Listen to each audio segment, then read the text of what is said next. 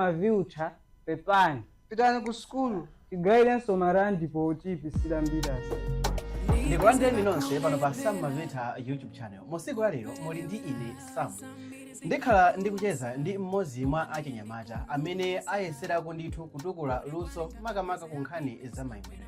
Mokuti ngati inuyo musiku ya lero ndinu upcoming artist, mudziwe kuti mukanakhala kuti upcoming artist wanuwo unayamba mchaka cha 2014, 15, 16 kulekeza 18 bwenzi mutamufuna ndithu ntchito zake bwenzi mutazifuna, koma mu nthawi ya lero amagwira ntchito pa YouTube kumbali zina. Musiku ya lero tikhala ndi macheza apaderadera amene tikhale tikukambirana ndi mlendo wathu amenenso ndi YouTube content creator amene amadziwika ndi dzina lake limene ndi la TV yake imene iyeyo anayambitsa.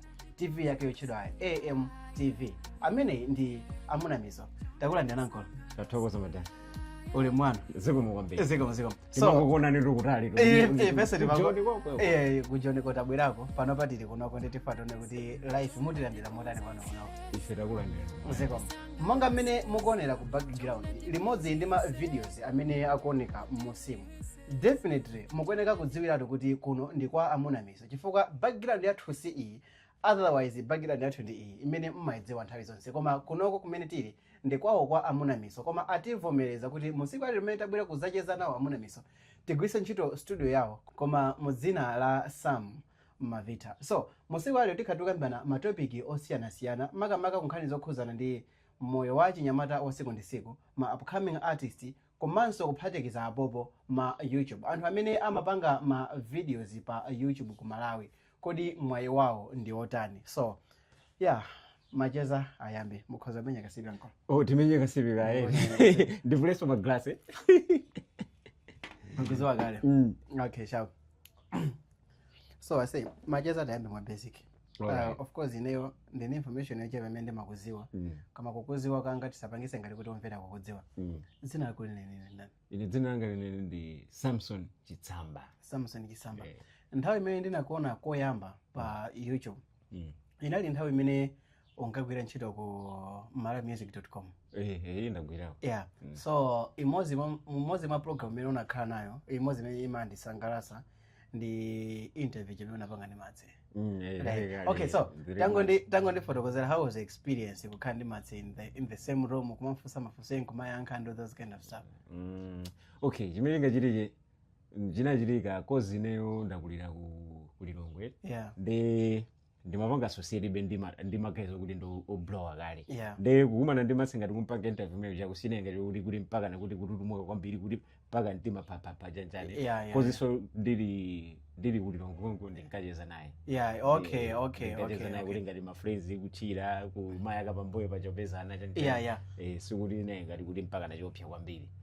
Yeah, ndikutaka kumvesesa. So iweyo kupezeka ku malawimusic.com tatifotokoze zinakhala motani because like malawimusic.com inali website yopya back then. Now pabwera ma website ambirimbiri imene so aifufuta malawimusic.com. Yeah, sana ifufuta kutenda. No, okay fine. Komano mene inali dingira no. Mene inali malawimusic.com munthawi imene munkagwirako ntchito ndi mene ilili panopa ndizosiyana. That time winalese ku Malawi kuno mind yake inalipo kuti ngati kufuna kumva nyimbo ya nyuwani tikuoneka kupita pa malawimusic.com. Now pabwera ma website ambiri apapa amene malawimusic.com so si website yayikulu ngati imene anthu ambiri amayidziwira mbuyo muja because nthawi yambuyo ndikhulupirira oyimba kupezeka mu top 100 pa malawimusic.com amazifira kuti yeye wapenga zinthu akangofika mu top 10 amaziwikano kuti makamaka afika pa top 1 zimakhanu zina zake panopa siliso ngati imene ilili mujamo. So tandifotokozera kupezeka kwa ku malawimusic.com chiyambi chake komanso mukukhala kwa ku malawimusic.com. Okay. Ineyo kuti ndipezeke ku malawimusic.com chinacho kuti ndinkayimba nthawi imeneyo. Yeah. Komanso kuyimba content creation sinayambe pano. Mwachidule. Namba kale mbiri chama 2014 11 mene wachulira. Na ndi page ine. I created a page Malawian Rap Battle and Entertainment. Yeah. Ndemene nazaka moto kwambiri. Ndemageza malawimusic na ndona mfana ndo skill. Ine ndo skill ubeko. Skill timaliza skill ile. Mfana ndo skill. Ndi anadihala apanga. Maguti. Ndili ku Germany ndili ku Malawi Institute of Journalism. Yeah, that's Lilongwe campus. Bas namba kukhira mene pa online umazo ine ndimakhulupira working online. Yeah. Ndi namba kwekha ku Malawi Music online after graduation bas anandipasa South Day apanga bwera ku site ndabwera anduza maoffers aife ndawa basi ndabwera ku Blantyre kuno ndabwera kugwira ntchito ku Malawi Music ngati dolo ndimvesese chinthu chimodzi apo kusamuka kuchokera ku Lilongwe kubwera ku Blantyre unabwera under malawimusic.com. Okay. Yeah. Ku Blantyre unonanisana khale koso. Yeah. Ine nali mfano wa LCD. Ajina aja, ajina charisma, ajina temati mfano na wake. Okay, koma nthawi nake namba pakuti Saleo ndo chifuka dzina lokha dhani nyimbo zake. Ine zimene zinduzwa koma ndo chifuka kaya. Okay. So kufuna kwa collab. Okay. Yeah. Now, tenti yankhuleni chilungamo. malawimusic.com. Chimene maona kuti chimene chinapangisa kuti isakhalenso page yaikulu kufika mwina mu nthawi ngati ino imene tikulankhula muzaka zino. Inde chani. Inaflopa pati. Iwe kuti inaflopa. Ilipo be. Koma si page yopsa ngati imene lili panopa.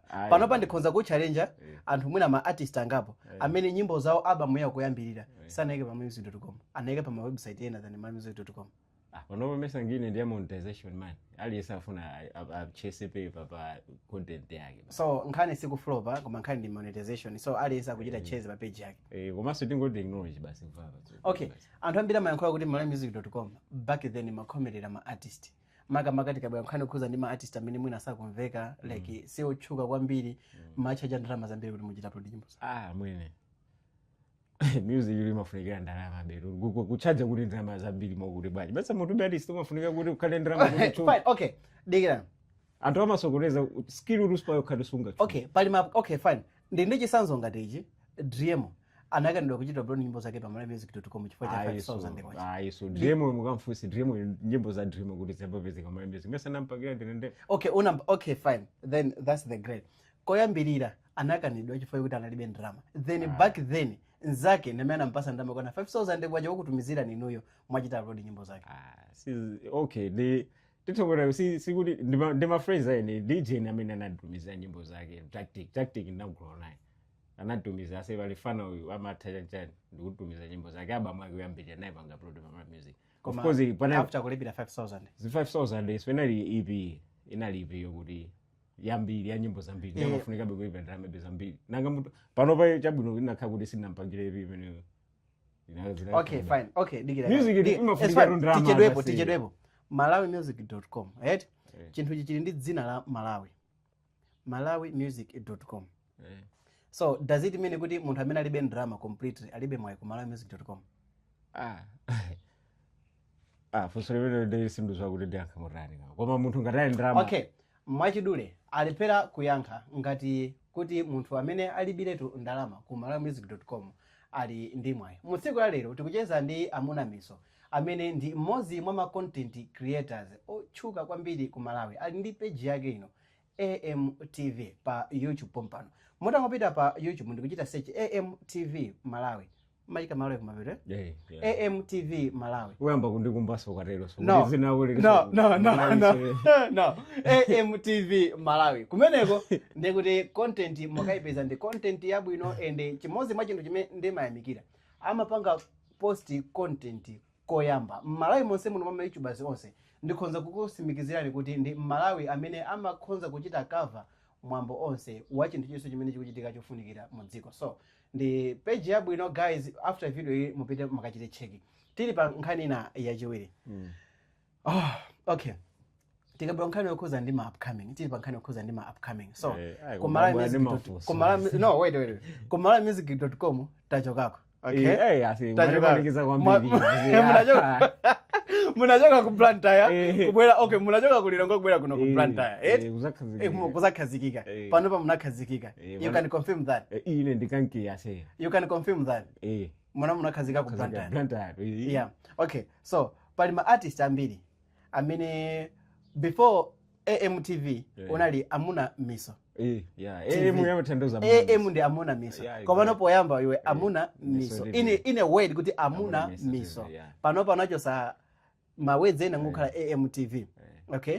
So ngini za upcoming artist umana kuti zimaflopa pati. Okay. Moflopa ndeni ma years ambiri. Kumano kwambiri chimene chimaflopesa ma upcoming artist. Wazo amangofuna kuti ndi mfano bro usani fana kati ndingone kuti big artist. Abeleka dola kumene kuja ayimba nawe amjera dola ndeke na kuno iwo amakhandi high expectation kuti mwina ka link yawecha the big artist koma it doesn't go like that way. When you get the skill, man, you can rap or sing in your own kuti no utakublowa. The uniqueness imene wena munthu umatablowa as long as kuti ugati so uli ndama babo. Tili pankhani imene I have examples of names. Like I have names, I have examples. I'm an artist amene ana blower pauka. Ndi izitsanzo so za anthu amene ana blower ataimba ndi munthu so cho. We got examples of Black Nina. Ina sina mabisa. I have example of Black Nina. Yeah, fine.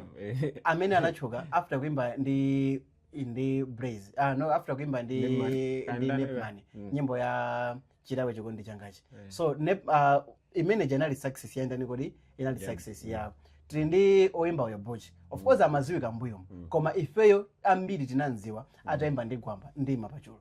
Trindi zisanzo za uimba ambiri mbiri. Amene anachoka chifukwa kuti anaimba ndi munthu wina wake. Komanso kuphatikiza apopo tili ndi zisanzo za anthu ena amene ndi oyimba amene ngati the likes of Dream amene tikunkambayi, the likes of Gilbo Pearson, the likes of Fred Malawi. Of course tikukamba kwambiri takamba lokolo awiri alokolo Gilbo Pearson ndi Fred Malawi, but we have a lot of examples. Tindi zisanzo ngati uyo ndani Kelly Divine, tindi Lady Aika amene anayamba kutchuka chifukwa cha nyimbo zawo za without collaborations. So can we agree kuti nthawi zina zake timafunanso anthu amene atchukawa kuti amene asakutchuka yadziwike? Apopobe komano panopa ninganene ndi marketing strategy, branding. Munthu uyo ine tongompeza ngati fana kumpo ine ndi ndalama ndimuchukisa ndimblowesa ndizimpangira njine yonse ndizimuyika ngati ali ndi akuendera ndege zakuti kuchoni kali ku America pali artist enaso ndimpanga blind there is this character mama artist amene kumapezeka nokuti iwe ndi artist ukuzimva kuna kuti ukutchuka chifukwa kuti mwa ndi 20,000 followers pa Facebook then ukuimba ndi artist wina yake amene mwina ndi 1k followers pa Facebook ndeno iye uja akupempha collab wakulipira wamuchaja collab cha wakulipira end result kupezeka nokuna kuti ngine yake sikuipanga push lese nyimbo ija imene mwaimbira limodzi ija yatuluka koma iwe sikuchita push nyimbo ija. How can you describe that ngati mmozi mwa anthu amene umasata so kambiri za mwina za music? Apo bwimo ngofune kuti kugwirizana kuti ase nyimbo iti kuimbira limodzi koma ya promotion unandi basi papa wedungo kuchaja fee kuti taimba basi. So okay, in your marketing strategy is it fair? It's fair. Say music is business, man. Music is business, man. Like serious, man. Serious? Atakwenda zako so man. Okay, so bano yakapanga leji so azikangoje kamisa music basi. You need to invest. Okay. You invest, you reap. Okay, you invest in music, you get in music. Okay, now what about tikambe za anthu ena amene amachuka kuti mwina mwake ndokutha kuimba koma mwina skill yoimba mulibe? I can give an example. Kaya yubereke wewe usakuzo. Okay, mwaje sanzo anthu okay tinde anthu ena amene amachuka kuti ndioimba ande invest kumalawi kunoko amachuka kuti ndioimba wewe koma asaloimba samatha kuimba. Can I give you an example? Program. Okay, mwaji sanzo tindi oimba uja amati Moralo the rapper. Let's all agree kuti samatha kuimba. Ine sindumuziwa man. Okay, fine. Samatha kuimba that's why so kumuziwa. Okay, tindi zisanzo za oimba mbiri amene okay kodi watsaleo nenzako yotha kuchula tsaleo nenzako gambira kaleka kululongo. Okay, ndi masada za nyimbo. Okay, ani nyimbo zingati sale? Iye zamnyimbi. Monga imo. Analira pasi. Zitatu zachwa za nyimbo zake zitatu. Chwa nyimbo zitatu za sale. No days off. Ina yake anaimba did they rate my co-week spiral. Aina zobe zambiri mbili. So second. Akati nyimbo zitatu za sale. Okay. It's not about Saleo. It's about music. It's about music. Okay. Sorry Mr. Saleo. I really respect you so much. Image yanu ndimaidziwa. Kungofika pop up pa Facebook ndemaza kuti iyo ndi Saleo. Unfortunately, I can't mention. I can't even name his music. Zako zimeo. Inemesa ndakuchula is that. Wait, I just remember something. Okay. Unaitana kwa kwaka kuna kwa ndiyo anditokwana ndiwe. Anabwera. Okay. For 10 seconds, I don't know for how long. Ndifuna ndike clip imene akhwaga. Okay, before kutisana kambe za uimba so. Ndifuna ndichite respond kwa akhwaga. Koma ndifuna muonere kaika video aka. In 3 2 1. Oi niyo mapezeka bigirani ino mapezeka misonkhano ya TPP Misonkhano yake mutavala zovala za TPP yeah kumene konde kutina mizira umboni pali nkhani imene mukumunena Sam Viuta ndo wamisala namuzanso kuti wamisala. Is this real life? Yeah, this is real life. Ndi nkhani ya maboza ndipo kunena Sam Viuta tikhonza kwa kusumira kuti umatina mizira tinakhalapo mamodelo a DPP kulo a DPP angamuvomere Sam Viuta kuti ife tinakhalapo mamodelo awo lichi kuti pati tajiapo zawo kuti kungofuna kuti bisira mbili kuti awa kujaza za chipani za chipani ukukumana nayo tukulo zaso so iweso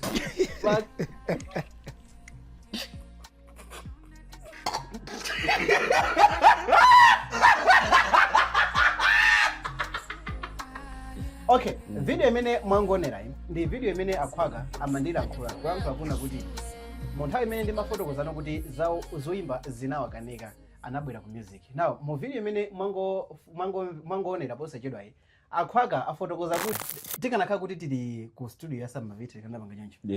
Musiku wa lero ndikufuna ndikuwuzeni chifukwa chenicheni chimene page ya Mada komanso Linda inasowera kuno ku Malawi. Page ya Mada ndi Linda inasowa like amayankhula kuti anayikita haki potengera ndi information imene mwayimva mukakilipi kamene tangosewera kumeneka. Koma chilungamo chenicheni ndi chakuti page ya Mada komanso Linda sikuti inachitidwa haki. Mwini wake wa page yo anaisunga amene si Mada komanso Linda. Izi zinayambika kwambiri mu chaka cha I'm not sure about chaka. Koma munthawi imene DJ Zimbabwe ankagwira ntchito ku MBC TV. Iyeyo anachita post pa Facebook kuti akufuna anthu amene ali ndi luso losiyanasiyana amulembere message afotokoze luso lawolo ndi cholinga chokuti awachite grow up, awachite grow. Akawachita grow azichita play maluso awo pa MBC TV. Ndipo mmodzi mwa anthu amene anatumiza message anali Mada komanso Linda. Iwo anafotokoza kuti ndi comedian. Atafotokoza kuti ndi comedian monga wina aliyense DJ Zimbabwe anali okondwera ndipo anayamba kuwachita manage ndi kumawapanga zinthu zosiyanasiyana. Anawachitira create page kutchedwa kuti Mada ndi Linda ndi kuwapangira malo osiyanasiyana ngati YouTube ndi zinthu zina zambiri. Koma mu nthawi ina yake imene kunapezeka nokuti zinthu zambiri zasiya kuyenda ndi DJ Zimbabwe. Like asikana anaganiza kuti mwina mwake DJ Zimbabwe sakuyendesa bwino zinthu. Anaganiza kuti ayambe kumapanga zinthu behind DJ Zimbabwe. Ndipo chimene chinachitika ndi chani? DJ Zimbabwe atazindikira kuti asikanawa amba kumampanga sideline. Zinthu zimene asikanawa okha amene anaziyankhula page ya makosana imene sanafotokoze m'malo mwake anangoyankhula motere. Zitachitika zimenezozo DJ Zimbabwe anangoganizana kuti zikhonza kungokhala bwino kuti awachite remove mu page ya Mada ndi Linda imene inali page technically ya DJ Zimbabwe imene anachita create.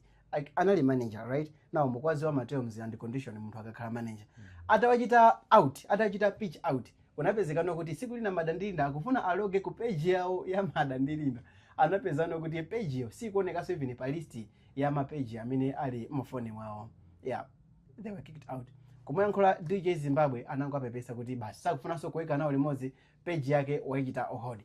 Ichi ndi chifukwa chake chimene chakuti page ya Mada komanso Linda mukaichita search pa Facebook Mada komanso Linda mupeza kuti pali page yonse zithu zonse zimene zinalipo zili pamenepo, mapost onse amene alipo ali pamenepo, palibe post yosiyana ndi mmene maposti amachitira.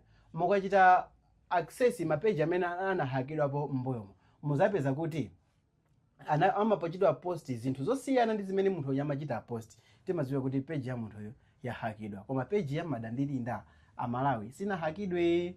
Mawu anga amene ndinayankhula mu video ija amene amayankhula kuti ati ndachabe yeti nesi ndimalemekeza ndi wayankhula kuna kuti anthu aja comedian inde tinavomereza kuti amayankhula chino amayankhula chiromwe. No, okay, point yanga nali yankho kuna kuti ase unachizapo ndi nsena wakunsanje akamayankhula chiyankhulo chake chiche anthu amene sakuchizwa chisena like sakuzwa chisena akumumva munthu chakuyankhula chichewa amaseka ndipo amaikamo accent yachanikodi yachisena ndimvesese now zimene zikumpangisa munthu yokhala comedian zitongotengera ndi mmene in your own ways creativity yake imene akupangira koma aziyankhula mwanomo mesa mmene ndi mwanomo umene akuyankhula mwanomo does it make him comedian akazungu acha iyo mzungu chaka kakura panga chanchana akayankhula bwinobwino kwambe akakuti he's cracking jokes he's cracking a joke kufuna kutenga mbali koma serious I'm telling you that okay fine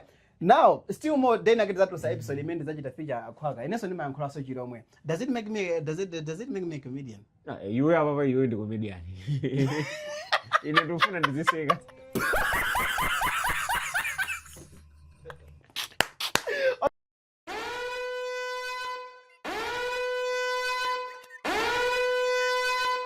so nthawi zambiri ine ndimayankhula chilungamo mada ndili ndi anaisirapo zoyimba zinaukanika only video yawo imene anachambula movie nake kama achita direct ndani director yote yakho kuti ka director yo kaiwa anachita act bwino koma chili chonse chinali bwino so inayo video ya imene anachita act ndi imene ili title yake ndi imene ili musi mukhoza kuchita kukaichita search mukaone ndi video yabwino kwambiri anachita act bwino nakhakuti anachita amachita act bwino choncho makomedi zawo bwezala nzanga ndianzako basi mesa nonse ndalo okay nkhani imene tikufuna kukambirana okay takambapo nkhani zingapo takambapo zokuti pali ma artist ambiri amene amatha kuimba koma ena wana kuti ena samatha kuimba zimawavota mangala saleo nzako saleo ine sindukamba nazo mezo ndakambapo zinezo okay fine okay so takambapo zinthu zambiri like ma artist amene ndi mwana achita feature ndi ma upcoming artist koma at the end kupezekana kuti nyimbo ikatuluka kupezeka unesa kuchita post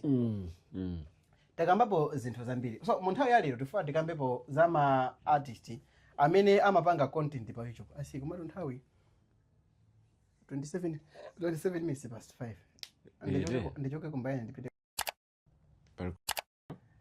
mwanjera okay komanso mulanje ake upawujiri kwankhonya chakumwe kuti sikumapya ukakakuti sunakhaleko ndi choncho okay so now chinthu chimodzi chimene tikufuna kukambirana musiku alero ndichokhuza ndi nkhani zokhuza ndi monetization achinyamata amene simumapeza like muli ndi ma YouTube channels and mulibe chance chokuti mukugwina mukuchita monetize za monetize zikuvutani or else mwindi maluso ena kika mmanyamuka ama acrobatics kachani kamatha kuvina just know mukhoza kuchita create YouTube channel and ndikumavina ndikumapanga ma content yanu anthu ndikumawakonda ndi zinthu zonsezo ndizotheka so musiku alero ndili ndi mmodzi mwa anthu amene amazisada kwambiri komanso kuphatikizapo ku Malawi kuli group imene amalitchula kuti Malawi YouTube Association tikambeza Malawi YouTube Association when Malawi and YouTubers Association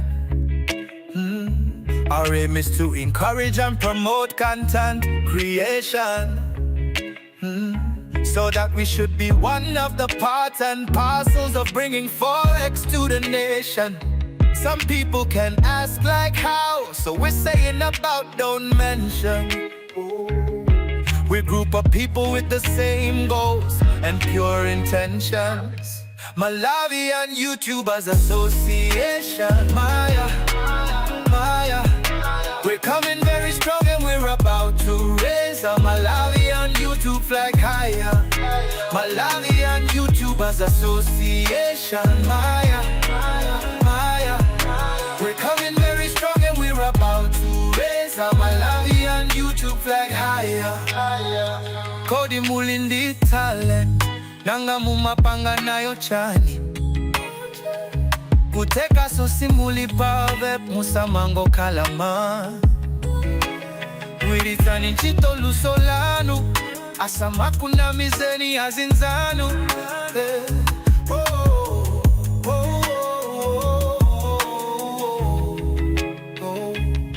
We're a group of people with the same goals and pure intentions. Malawi and YouTubers Association, Maya. We're coming very strong and we're about to raise our Malawi and YouTube flag higher.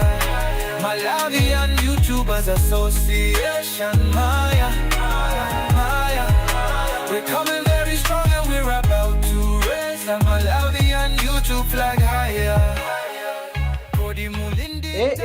TV ngati mmene ndayankhulira koyamba ndi program ndi TV channel chokuti chimachita upload music ndi TV channel choti chimachita upload nkhani zimene zikuchitika ku Malawi koyamba komanso kuphatikizapo kumbukirani kuti AMTV akachita upload tiso ndi channel cha kulenji zambiri mwayo timakupasani nkhani zathu so uncle mwachidule tatifotokozani chiyambi cha AMTV komanso like mmene mwachita grow channel chanu. You know the journalist thing basi then many I just love creating content basi and writing stories the couple the face of Malawi and writing my stories basi so basi the passion basi. Why did you change it from Amuna Miso TV to AMTV? It's just personal reasons I can't disclose. AMTV it's Amuna Miso TV AMTV. Nakasi poyamba baja makhala nthawi zambiri makhala pa front like face makhala pa front like ma videos amene makhala wakachita interview ma artist komano panopa ma artist machita so interview komanso phatikiza popo like makakhala kuti lese mufuna mwapange interview anthu ndikuti inesi makhala pa front what happened to basi ndofuna ndikupasa chances sonofanira kuti akhale ndi agent host wa dikira leo mwayakhazani zero koma za utambwali bwana makazani zeri kumaza utambwali ile sitambwali basi ile sitambwali uncle wankazani zeri kumaza utambwali zimene zankhaiwozo kuti afuna ngwapasa chance anthu ena just imagine munthu kuti amugwisa njira Amuna Miso amakhala pa forefront kungosintha AMTV arasiya amabisala 2 minutes ma video akona achita private acho machita JJC achina JJC ndi Tolia alibu ndikachita private for mase Tolia ndi JJC samanira you say nduzi wapo JJC ndi Tolia so ndendani no wait unachitapo interview nthawi nake JJC ma ndi Tolia samanira nalo si Tolia ni kazira muli thako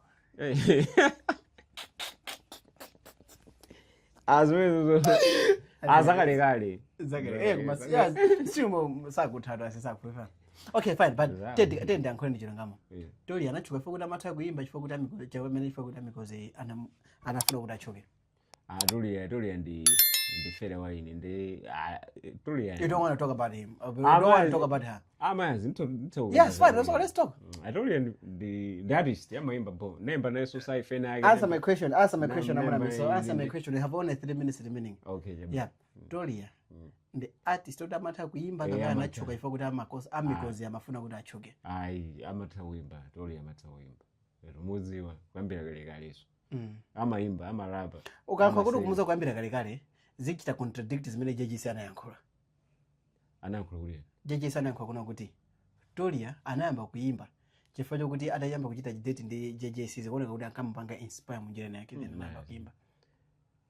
Tolia kwa wije leni yako ya ntwa maimba ndi mwana chekha amene kumuza kuti amaimba ndi Tolia yaso maimba ini namba umuzi wa Tolia mukankhaza zero kumaza utambwali iso musiku la lero tinali ndi Amuna Miso amene ndi mwini wake wa AMTV amene ndi mmodzi mwa atolankhani kuno ku Malawi komanso ndi mmodzi mwa anthu amene amagwira ntchito zofunikira kwambiri kuno ku Malawi kuphatikizapo iyeyi ndi content creator. Chimodzi mwa chinthu chimene sindingachoke panopa osakuwuzani ndi chakuti iyeyi ndi YouTuber amene musiku la lero ndikhoza kuyankhula pano kuti pafupifupi anthu ochuluka amagwiritsa ntchito luso lake pofuna kuonesa kuti iwo ndi amene akukondedwa ku Malawi. Mukachite visit channel cha AMTV mukamvetsa zimene ndikuyankhula panopa. Mawu osiriza ndi utani? Mawu osiriza Malawi tizikondana basi. Okay, Malawi tizikondana. Mwachidwe akhwagazi ndikonda so ifani ne mama. Sindukuze. Akhwaga mzindikonda nina mlomo wenzanu tizikondana ni pale muli kana tsamadane. Malawi tizikondana. Love is necessary. Mase, do you think kuti chile chizongokhala kuti ngana khoza kumusumira ndilipire nkhani kuti ate mwina mwake mnana ukhala information inake zimene zabwino Malawi tokhatoka ani mastandard you know panopa ngini ndizachikapo basi kuti mpaka tizilo panga disclose so it's all about message ndakuza kuti it's all about marketing and building the majeje zakhwaka zimene zimandoza kuti ile ndalipire marande na stand koma utakwalili sama viuta wakonza kuti lo zanswa Muntu amene aboza ndi Biti. Aja Sam Mavita aji. Ataona kuti kufa filimu sizina aendele anasiya anakala wa modelo adipipi Sam Mavita aja kuna tanga zitateleze sikuziwa zene mimi sivi awe usumira maranda nantela luganda sane ayo usibabwera kumene kujoni wawo takandigulira so jini guys chimene ndifuna kukuzani pano pandi chakuti MTV akukamba zinthu zimene sizili out of context nakambirana so awapantha yathu yatithera chira chilichonse chatha ndaleta kufunikira kuti tipange interview ndi imene mawano kwa Malawi mphatikizo chakuti tizikondana akhwaga ndi Sam Mavita nonse ndalomwe alomwe azikondana achewa azikondana ndalomwe alomwe azikondana tumbuka tonse ndabalawa one zikomo kwambiri. So mu video ya siku la lero munali ndi ine Sam Mavita imene ndinali man to man talk ndi Amuna Miso. Zikazakhanso kotheka tizawaitana Amuna Miso ku studio ya Sam Mavita ndi cholinga chakuti tikacheze nawo tikakambira nawo nkhani ziwiri zitatu zimene ndizofunikira kwambiri. Tathokoza kuti munatende ku studio 1. Hayi no zabwino mwene koma osakambapo za prague ine ase okay guys Amuna Miso posachera bomba akwanisa 100,000 subscribers ngati mene tinakwanisira ifenso kukhala ndi 100,000 subscribers mwanso kukhala verified pa YouTube. Like mukachita search AMTV kuti mukhulupirire kuti muli ku channel cholondola muona kanchongo kamodzi like mene kakonekera pansi apa channel cha Amuna Miso tichichitaso link yake tisiyaso mu channel chichikwenga kuna kuti like tisiya pansi pa video mubwera pansi pali title po mugunde title muse mwe kusegura ni malinki osiyana imene muonanso pamene talemba zakhuza ndi Amuna Miso link yawo mungogunda imene yo mupita ku channel chawo akwanisa 100,000 subscribers mwe channel chotala kuti amwe apo ndikudikira ijeni mtima kupa kumala kuno kodi iwe ndo chingati iwe suna na Malawi ndo akuchona ine nayo ku Malawi ni number 3 ku Malawi ine ndo wa number 4 after ineyo kwabwera Jimmy kwabwera Hot 265 then ukubwera iwe ndekuti ukhala wa number 6 madolo khoka so iyo nali podcast ya madolo imene ndikucha kuti man to man talk munali ndine Sam Mavita limodzi ndi Amuna Miso munthu amene posachita bomba akhala kukondwera kuti walandira play button kuchokera ku YouTube komwe ku USA kusaididwa ndi ambassador ndi director komwe kwa Angerezi so zama YouTuber izi zama YouTuber zina langa ndine Sam Mavita until the next video I'm gonna do it ndifuna ndingoyankhulapo kuti kwa anthu onse amene tawatchula mu video sitanthoza kuti pali chidani china chilichonse koma inangokhala nthawi imene timafuna kuti timve kuchokera pakamwa pa munthu amene wakhala kuyendesa zokhuza ndi music kuchokera umwana wake onse kufikira mu nthawi inoyi komanso timve kuchokera kwa munthu amene amazisata za music kuchokera nthawi imene anabadwa kufikira mu nthawi inoyi iyeyu dzina lake ndi Amuna Miso munthu mmodzi amene zinakulinira pasokunda ine ndi Samson koma ndima muzawora kuti Amuna Miso so let me just anthu ambiri samadziwa liu ni mwe apa paidzi zaka zako samaziziwa mu video imene ndizakutengera kumlanchi ndizakufusa zaka zako kuno kwa is fine zikhale siuli choncho so kuchokera mu video kufikira mu video inanso imene ndizapange dzina langa ndine Sam Mavita kuyambirira ndimankho maona kuti peace.